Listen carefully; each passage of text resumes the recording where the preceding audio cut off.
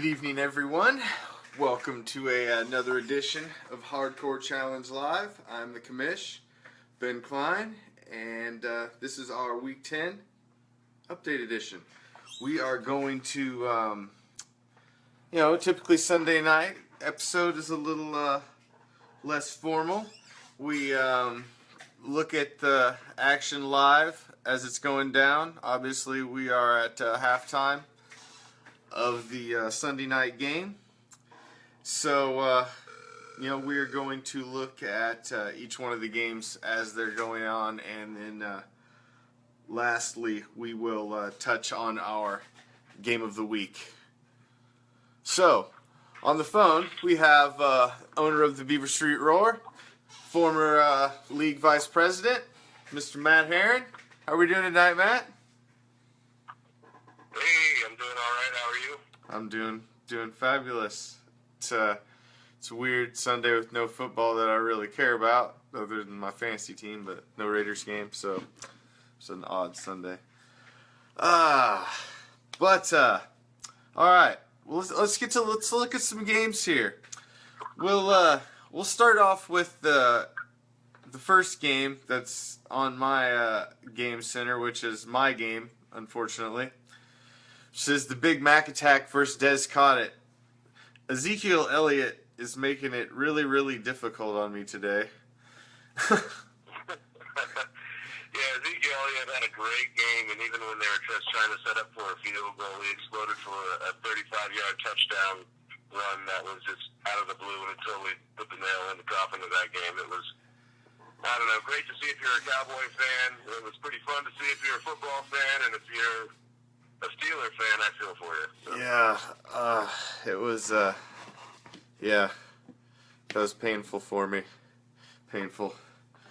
But I've still got Rashad Jennings going, and Danny Amendola, who has not touched the ball at all at half. So, also have Pierre-Paul with his half a thumb on Monday night. So I got Rashad and Pierre-Paul. It's got to pick up 29 points for me at this juncture. I don't know if that's looking good.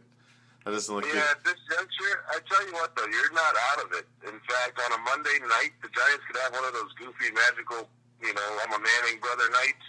The next thing you know, Jason Pierre-Paul has like 3 sacks and still half a hand. And Jennings, he comes in, approaches a couple of touchdowns up close or whatever, and next thing you know, you're on top here. I'm hoping so. I'm trying to keep the. You never know. Amendola might get some garbage at the end. So we'll see. Currently, I'm projected to lose by 7. Currently on the line chart. So we'll see how that shakes out. All right, moving on to the next game here. We've got a Great White North battle between I Am Groot and Skull Crushers. This one, I don't know. Skull Crushers is up big, obviously, early, but they're pretty well done, except for their kicker, who's playing right now. And then Groot's still got some people to play, but I don't know. I think Skull Crushers... What do you think? I don't think Groot's going to come back on this. Giovanni Bernard he's a good player, but just not getting the touches he needs. He shares that backfield. Odell, you never know. Odell could go off for 40 points himself. Yeah. But even that's not going to get him all the way back. So, looks like the Skull Crushers have this one in hand. I think so. Skull Crushers is crawling back into the wild card race. If they win this one, they'll be 5-5, and they're still in the hunt at the wild card. Alrighty, moving over to another Great White North battle. Johnsonville Brats at Vandalay Industries, 2-6 and 5-4. Johnsonville is trying to stay in the hunt, and this one looks like it's going to be very close. They've got you've got Brats with a running back Hill to go on Monday night, and Vandalay's got guys going right now, and so when they're done, they're done. So if they don't close the gap now, it's over. Yeah. Now, one thing about Hill playing on Monday night against the Giants, they actually, the New York Giants spent a boatload of money on their defense in the offseason, and right now they're starting to round into form. So that's a tough defensive squad that Hill and Bernard from the last game have to go against. If they're running with those Cincinnati running backs, I think that's a recipe for a loss. Yeah, I mean, honestly, if you look at who Vandelay has still playing, they've got Hauschka, the kicker, they've got a defensive back, and they've got Wagner, the linebacker.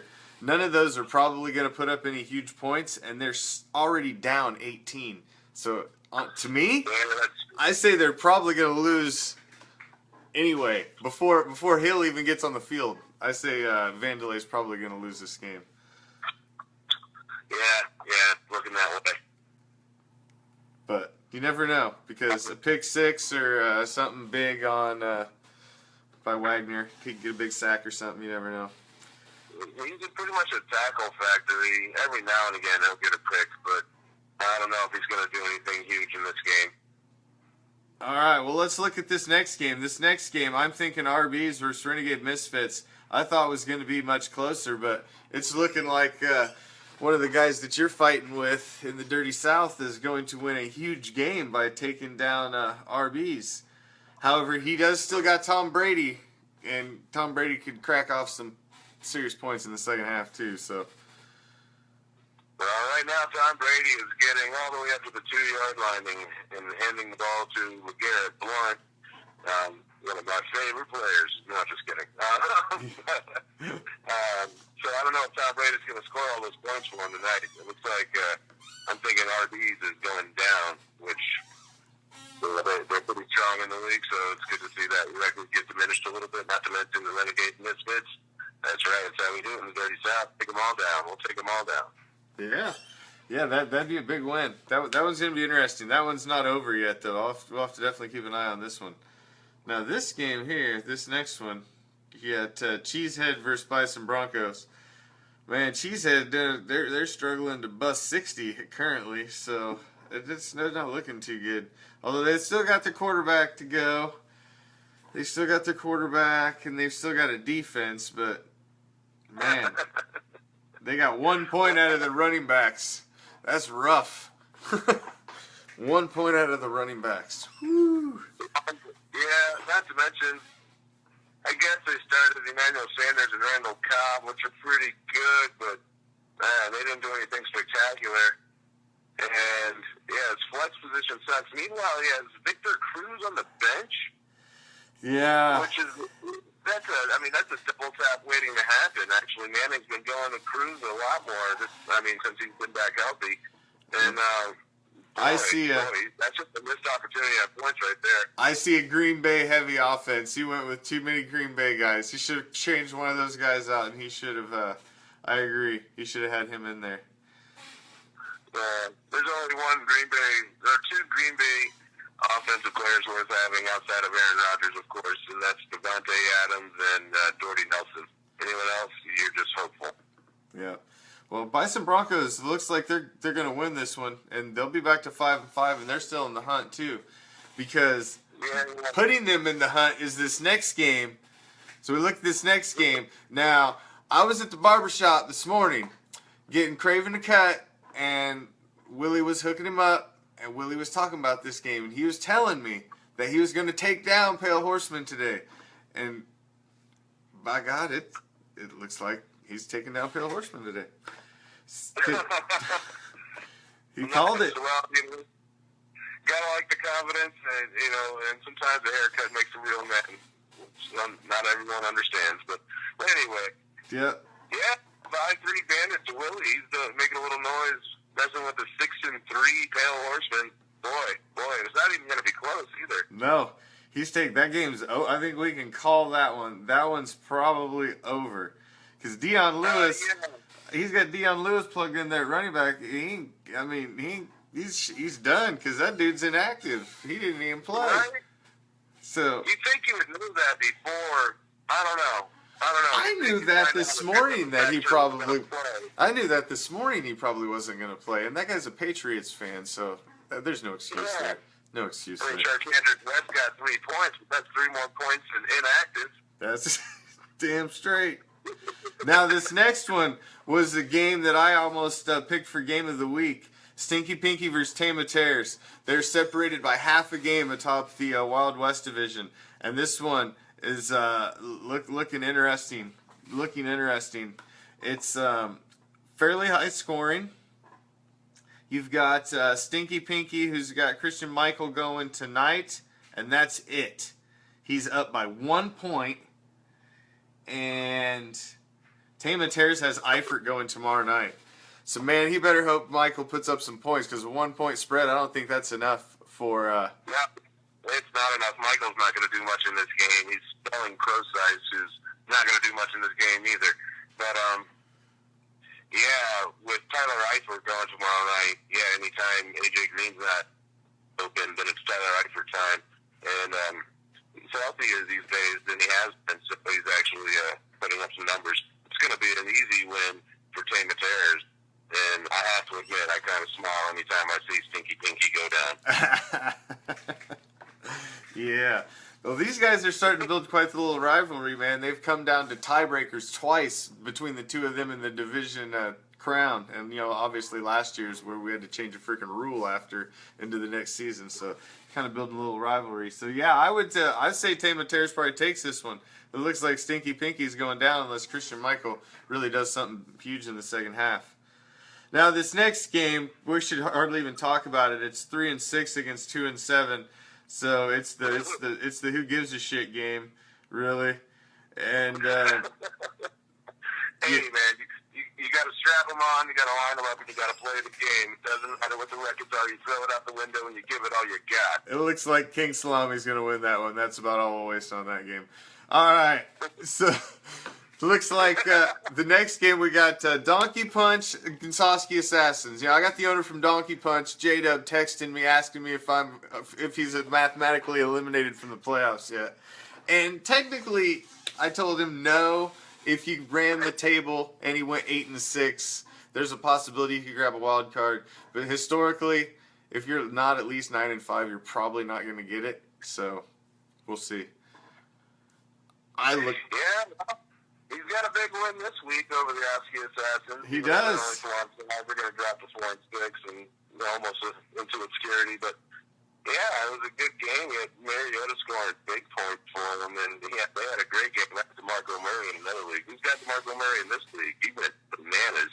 He threw a 10-yard touchdown pass. Anyway. Yeah, to my tight end, Mr. Delaney Walker. Yes, he did. I was loving it. Yeah. Delaney Walker went off today. He saved my ass. If I win, it's because of Delaney Walker. Completely. Jimmy Graham's just scoring right now, so it looks like the second half has begun. Oh, well, let's get to it then. Let's wrap this up so we can get back to football. Let's talk about the last one, which is the game of the freaking week. So let's go ahead and talk about that one, so then we can get back to some NFL action. The game of the week, Mr. Matt Herrin, owner of the Beaver Street Roar, who currently has 221 points on the freaking board, absolutely curb stomped. They see me rolling. What do you have to say for yourself? I gotta say, well, I mean, I knew I was gonna win. His team was suspect from the beginning. I don't care. Anytime you start Chris Ivory, man, you better get out of here. Devontae Adams showed up. He's got Russell Wilson too, so he's fighting for nothing right now because I just blew him out of the water. Everybody on my team hooked up except for J.J. Nelson, that bum. He had a fumble or something like that. Yeah, it was terrible. Meanwhile, you still got a tight end to play too. That's crazy. Yeah, the guy, he's going to catch one of those goofy, I'm telling you, 4-yard touchdown pass. That's going to be, 7 points for the catch and the touchdown. And I'll be happy with it. I'll be happy with that. Because that would put me at 228, and I'm not sure. Has anyone else been up this high this year? I think so. Ooh, I'd have to check. Be close, though. There's been some over 200 games. So possibly. Yeah. Possibly. It's definitely possible. Put a little icing on this cake. I got to mention my defense. Remember that Miami pickup? Oh, boy. Yeah, it came through. Got the big pick 6 with my linebacker, Kiko Alonso. I picked him up off the waiver wire a couple weeks ago. He's been solid. I don't even know why he was there. Anyway, yeah. I mean,